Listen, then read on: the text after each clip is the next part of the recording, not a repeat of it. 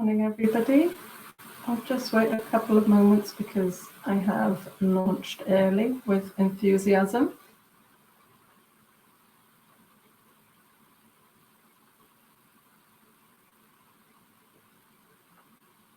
Hope you're all having a good Friday so far.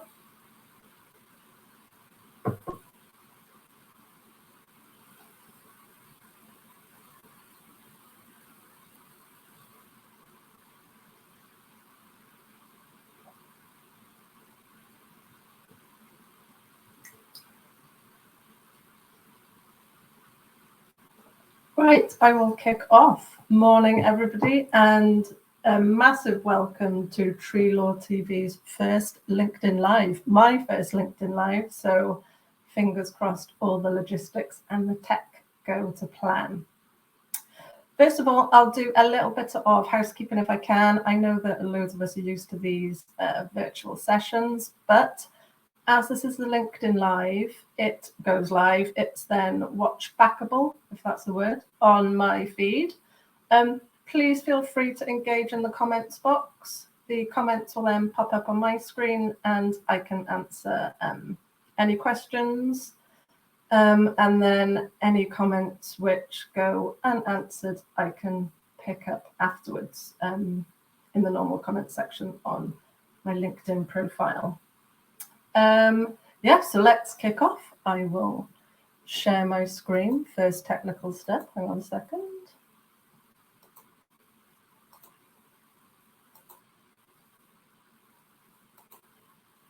Here we go. So welcome, as I said, Tree Law TV's first live. I hope you're enjoying the Tree Law TV videos so far.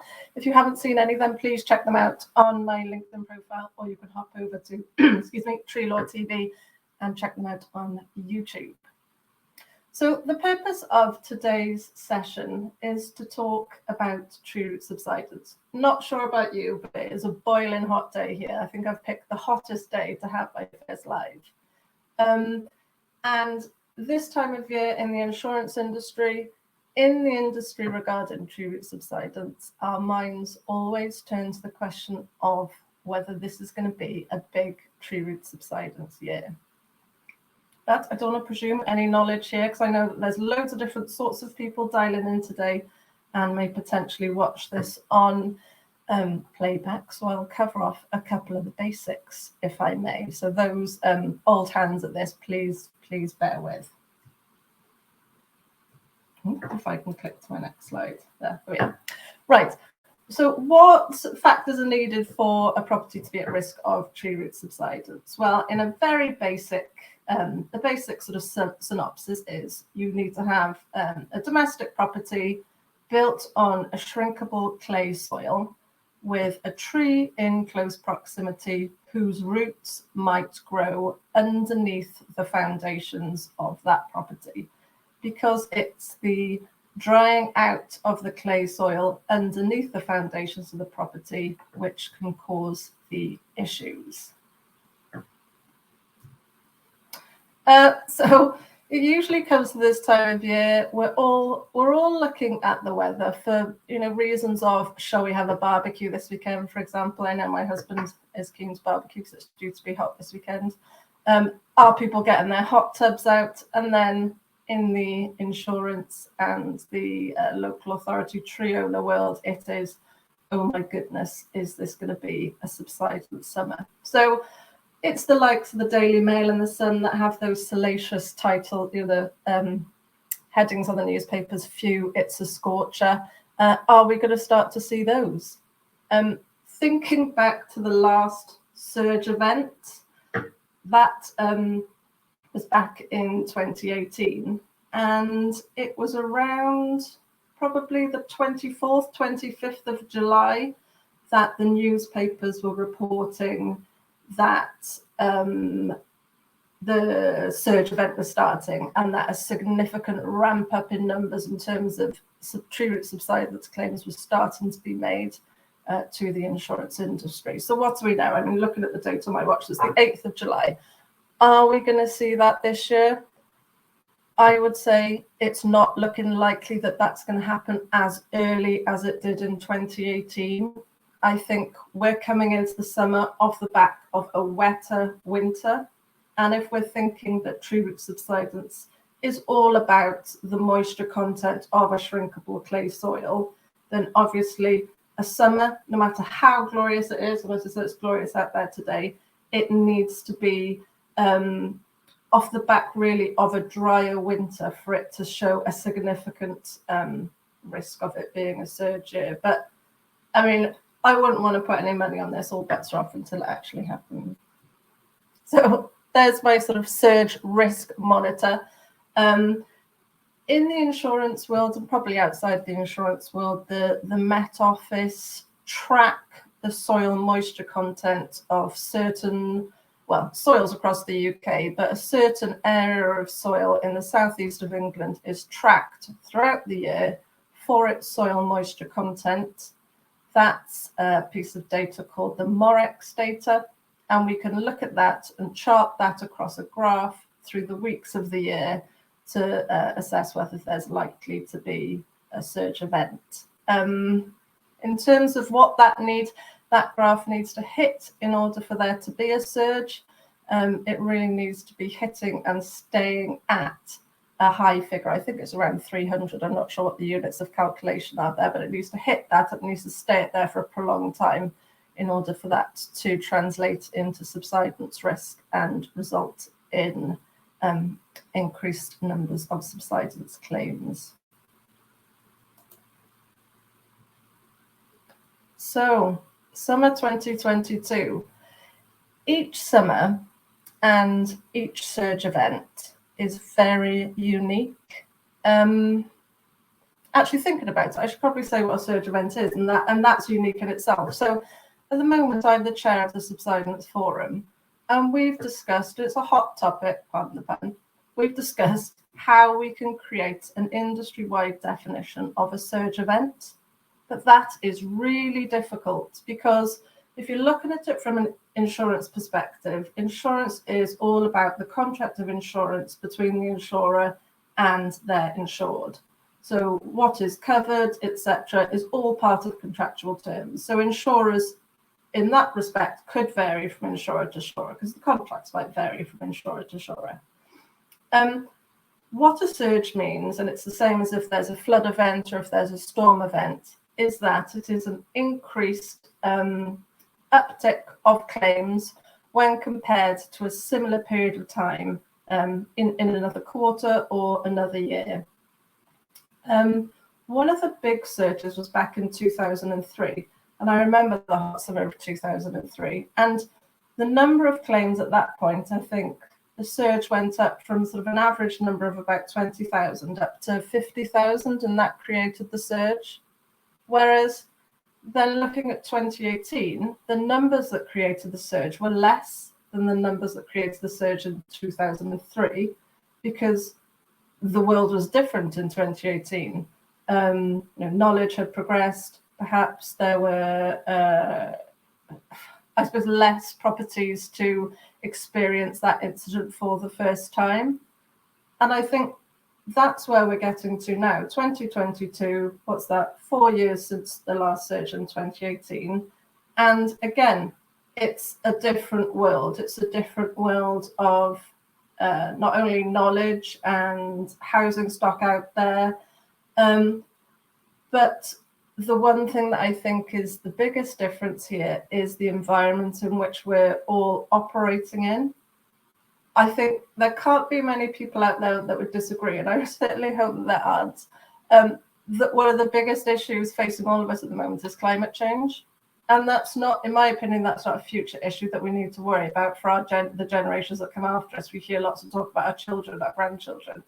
This is an issue now. So where we're talking about tree root subsidence, which is a peril, which is entirely related to the weather.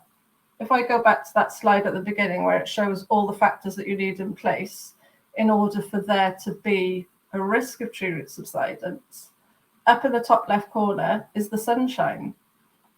And if we're looking at sunny days, if we're looking at dry winters leading into hot, dry summers, and we've got the southeast of England experiencing extreme dry weather, then that really is something that is only set to change more and more as climate change progresses.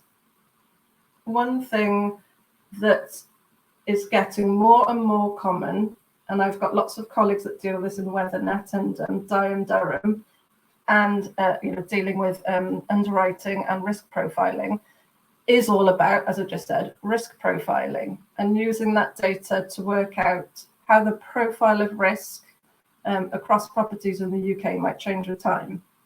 So we're in 2022 now. We're already experiencing the implications of climate change. I'm sure I saw on a piece of news, it's difficult to remember whether that was on social media or whatnot, that there is a chance of one area in the southeast of England actually having a temperature hitting 40 degrees this summer. I mean, that is, and I wouldn't say that, I suppose in the UK that's unheard of. And it's projected that 40-degree days are going to get more and more with the coming years. And that's where you get this intrinsic link between climate risk and tree root subsidence. So if you talk about tree root subsidence, if any of you are listening to this dialing in and you're living in and around London, then subsidence is probably something you know all about. If you're buying a property, you'll know about it. There'll be a risk that'll be on your mind. Whereas if you live elsewhere, like me, I live in South Wales, if I was to knock on my neighbour's door and ask them what they know about tree root subsidence, I'm not sure what I'd say, but I'm pretty sure it'd be no. So it's something that is perhaps quite London-centric at the moment, because London being an area where there is hotter, drier weather in the summer because of the location of London, and based on clay soil.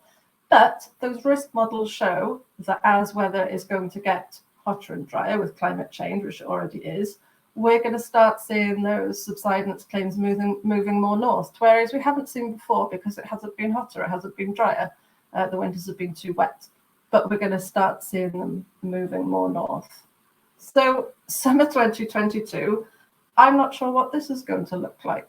All bets are off at the moment, as I said, as to whether we are going to get that surge in claims. I was talking to a colleague earlier on this week who said end of Q2, so as at the end of June, they haven't seen an uptick of claims in their business as yet. So I think eyes down to see whether in July and early August those numbers are really going to come in. So who is going to worry about whether 2022 is a subsidence surge year? I mean, apart from the insurers. So you've got homeowners. Who's going to worry about this? Well, if a homeowner is trying to sell a house or wants to buy a house in or around, say, a hotspot area, such as certain parts of London, what are they going to be thinking coming into summer 2022? And this is an area I am talking to more and more people about. So people who live and work in and around London and who want to buy a property and want to buy a property in certain areas. And yes, it's easy to say, well, there is data out there. There is a Clay Research Group, for example, produce online freely available data about risk profiles in certain areas of London and the rest of the UK for subsidence. It's easy to say, we'll just buy it in a different area. But that's not a straightforward answer. You've got people wanting to live in areas for all different reasons, such as work, home, and things like school catchment areas. So as a homeowner, if you're buying a house, you may be looking at the risk profile for subsidence damage. An important part of buying a house is getting your insurance cover. Then you contact the insurance company. They're going to tap in the postcode into their database and think, well, is this a risk we want to insure? They don't have to say yes. This is all part of a contract of insurance. So these are negotiable terms if you're entering into a new contract of insurance with an insurer. So if you can't go into the market and get competitive insurance cover, then what impact is that going to have when you try and get a mortgage? Unless you're a cash buyer and therefore not obliged to get insurance cover, any mortgage company to secure their loan over that property is going to want it to be backed up with an insurance policy. So that is a key and tricky issue for homeowners. I'm not sure. I think we've come off the back of COVID and people moving away from London, people moving houses because of the work from home culture and being able to be more remote from the office. I'm not sure whether that uptick of house sales is continuing into 2022. It might be, it might not, but I know that saw a big flurry of claims back in 2020 when more people were selling properties to buy another, And the reason that buoyant housing market causes more claims, is that when people are buying and selling properties, they want to, I don't know, decorate. So I've just redecorated my office, my lovely leafy paper. But when you're taking off wallpaper, that's often a time when you notice crack damage in the property. When you're buying a new property, you might move in and decide to change the wallpaper and change in tiling and whatnot and uncover some cracking. And not everybody gets a pre-purchase survey report. I mean, if you're buying a house, getting a pre-purchase survey report will look for signs of subsidence, but it's expensive. Lots of people don't. Some people aren't obliged to do that. I know mortgage companies will secure a loan perhaps against property with less than a full pre-purchase survey report. So it is really worth, if you are a homeowner and you are thinking of buying a property, selling yours and buying another one, I really would advise to minimize your own risk by getting that pre-purchase survey report. Next one. What you found there? Next one, tree owner. So who's the tree owner? It's easy to say in this situation that we're talking just about local authority tree owners, so the public sector tree owners, but there's all sorts. You could have neighbour versus neighbour, one neighbour's tree causing damage to another neighbour's property. You could have trees in the ground of a hospital, trees in the ground of a supermarket. So a tree owner really could be anyone that owns a tree. So how is the risk of a surge period in 2022 going to affect tree owners? Well, whilst this picture doesn't depict street trees, because I've used my nice little rabbit icon, a little bee and a little wood mouse there in the corner. I think this is really going to start to put local authority tree owners under significant pressure. So as I said before, no two summers are the same. Each summer is different. Summer 2022, I think we've got local authorities in periods of austerity like we haven't seen them before.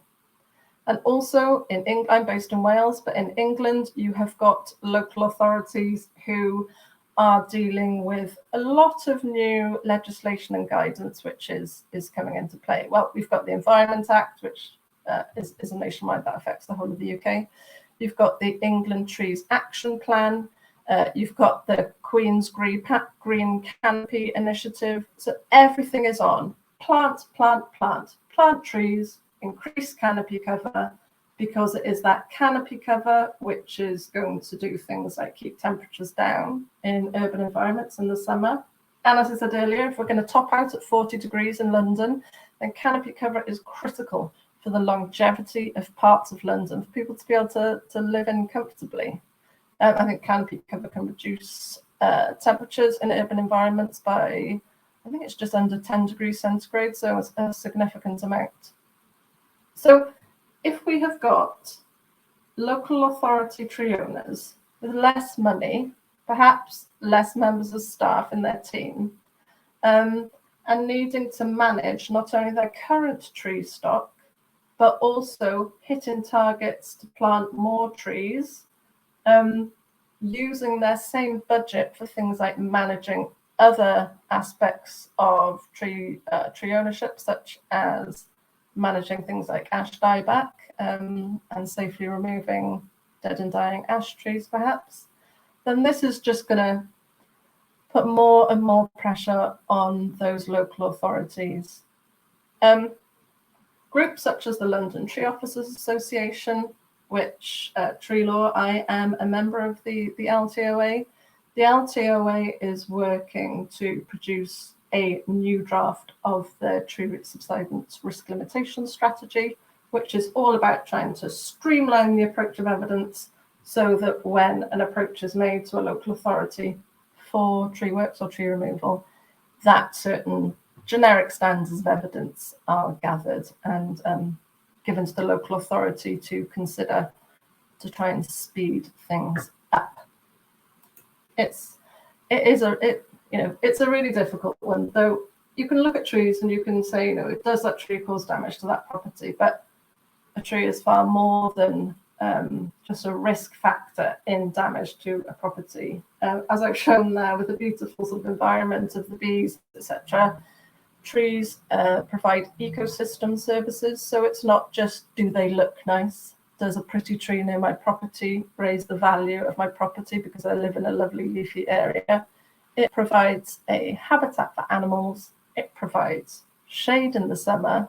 It attenuates the risk of flooding at wetter times of the year. It can help remove pollution from the atmosphere. Pollution is a significant killer in the UK. And also those benefits which perhaps feel less tangible. So those other ecosystem service benefits, such as the improvement of mental health. I think that was something we hadn't thought too much about before COVID. And then when we were all locked down and not able to do anything other than enjoy our green spaces, it really made us realize what the value of those spaces is. So then the third in my trilogy of people affected by a possible 2022 surge. So we've got the homeowner, we've got the tree owners. Last one is the insurers. Perhaps the least liked of the three in terms of, I suppose in terms of those affected. But nobody likes making a claim on their insurance, and I wonder what we are going to see. So insurance cover, everybody knows what an insurance policy excess is. It is a small amount of money that you've got to pay in order to be able to begin your insurance claim. So subsidence claims, tree root subsidence claims, they're expensive. So that policy excess is likely to be a bit of a chunk. It's likely to be at least £1,000. It may even be more. So again, as I said before, all years are different. 2022, we are in a cost of living crisis. So that makes me think, how many people are we going to see who are putting off making claims to their insurer because they know their insurer is going to either ask them to pay front up £1,000 or more, or is going to take £1,000 perhaps out of a cash settlement if a claim is settled. So query whether that cost of living crisis is going to see an impact on the claims that we see. But again, as I said earlier, insurers are up against a really, really tricky task. So the way insurance works, you've got your actuaries assessing risk, that feeds into the underwriting of risk, which feeds into what policies the insurers are willing to offer. But you've got these insurers living in a constantly changing time. Weather isn't weather. Climate isn't climate. We are in a climate change emergency. The ABI, the Association of British Insurers, have said that the emergency is severe. It is severe. So you've got the insurers who are very risk-orientated, data-driven, constantly thinking, well, our data is based on claims in the past, but we know that summers going forward aren't the same as the summers in the past. So how are we assessing risk? So this is putting the insurers in a really difficult position. How they accurately assess risk for being able to provide cover, but then also thinking past that, presuming they are on cover, they are providing that cover, then how the insurer goes ahead and carries out the repair works. Because again, and like I said numerous times, we're in a climate change emergency, and the insurers are going to start seeing their own customers who are going to be putting them under pressure to make sure that sustainable solutions are put in place. And perhaps sustainable solutions aren't going to tolerate tree removal as much in order to solve tree root subsidence. So that's my last slide. Friend of the environment. Everybody is, we all need to work together to be able to I suppose, preserve trees, preserve the environment. and continue to deal with these true subsidence claims, but in a sustainable way. I don't know the answers there. I don't know what that looks like, but that is the challenge that we are all faced with. Let me just turn off those slides. I've got quite a few comments. Sorry, this is new, so I haven't been able to chat. Right. Looks like some people had me frozen. Sorry, everybody. Let me see what questions I've got. We've got a LinkedIn user there, unknown LinkedIn user, who's saying about 41 degrees.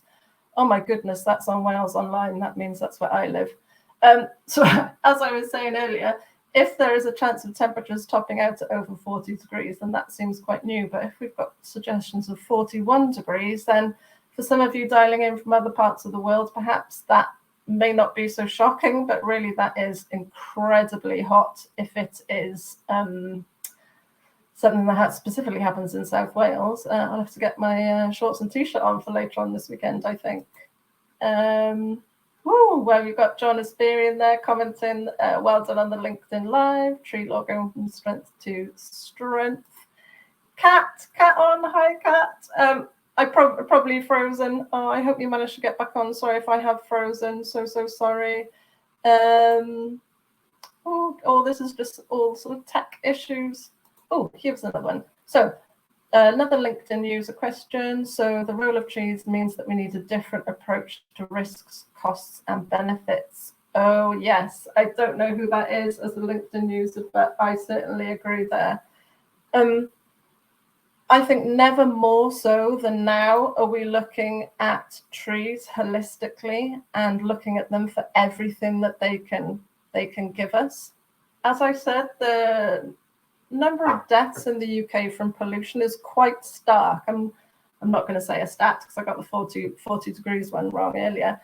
But if trees, one of their functions is that they can help remove pollution from the atmosphere. And if they can help do things like attenuate other surge climate-based perils, such as flooding, they can provide shade in the summer, they can make people happier, they can reduce the costs on the NHS because people's mental well-being is stronger, then that is surely something that makes them an asset that should be protected. And interestingly, so the Environment Act went live just after COP26 last year in around November, and then relatively recently, in the last month or so, we had the Levelling Up Bill went live, and there are seeds of change across across both of those, which enable us to start assessing urban trees as assets.